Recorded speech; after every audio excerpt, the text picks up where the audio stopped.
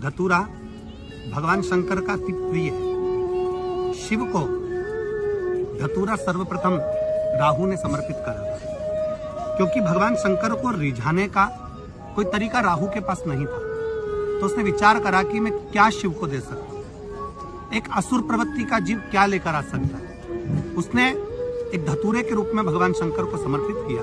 पर मेरा शिव औघड़ी इतना दयालु, इतना कृपालु है कि वो कांटे के धतूरे को भी स्वीकार कर राहु को शरणागति देते हैं और राहु को अपनी जटा में स्थान देते हैं। ऐसे मेरे शंकर कोई भी आए, किसी भी धर्म का, किसी भी संप्रदाय का, किसी भी रूप में, किसी भी स्वरूप में, अगर वो शिव को मानता है, भगवान शंकर को एक लोटा जल चढ़ाता है, शंकर को भजता है, तो मेरा शिव उसको अपना ही लेता है। श्री शिवाय नमस्तुभ्यं। धतूरा भगवान शंकर का अति प्रिय है। शिव को धतूरा सर्वप्रथम राहु ने समर्पित करा था, क्योंकि भगवान शंकर को रिझाने का कोई तरीका राहु के पास नहीं था।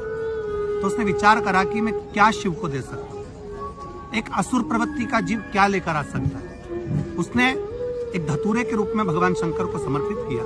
पर मेरा शिव औघड़ी इतना दयालु, इतना कृपालु है कि वो कांटे के धतूरे को भी स्वीकार कर राहु को शरणागति देते हैं और राहु को अपनी जटा में स्थान देते हैं। ऐसे मेरे शंकर कोई भी आए। सरसों का जो फूल होता है, 108 सरसों के पुष्प से भगवान शंकर का श्रृंगार किया जाता है या शिव को समर्पित किया जाता है।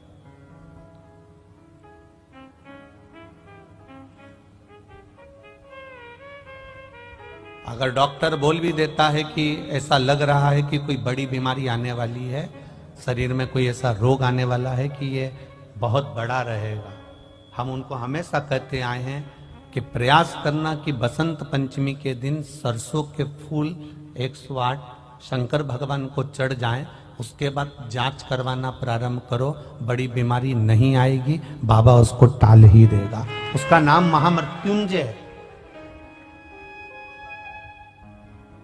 उसका नाम ही महामृत्युंजय। और हमने पहले भी बैतुल की कथा में कहा था कि सरसों का जो पुष्प होता है, कोई आप कार्य करने के लिए जा रहे हो, कोई ठेकेदारी करने के लिए जा रहे हो, उसमें भी सरसों का पुष्प देवाधिदेव महादेव के लिए बहुत प्रबल होता है। सरसों का जो फूल होता है, 108 सरसों के पुष्प से भगवान शंकर का श्रृंगार किया जाता है या शिव को समर्पित किया जाता है। आपके शंकर जी के मंदिर में नंदी है, शिव जी हैं, पार्वती जी है, गणेश जी हैं, कार्तिकेय जी हैं, सब कुछ है। हो सकता है आपके शंकर जी के मंदिर में कछुआ नहीं हो, पर आप लोगों ने कहीं कहीं पुराने पुराने मंदिर अगर गए हो, जैसे त्र्यंबकेश्वर गए हो महाराज जी, त्र्यंबकेश्वर, कृष्णेश्वर, भीमा शंकर आदि आदि जितने भी शंकर के विशाल पुराने शिवालय हैं, आप वहां जाकर दर्शन करेंगे तो नंदी और नंदी के सम्मुख में कछुआ भगवान की ओर मुंह कर बैठा। कौन कौन ने दर्शन किया?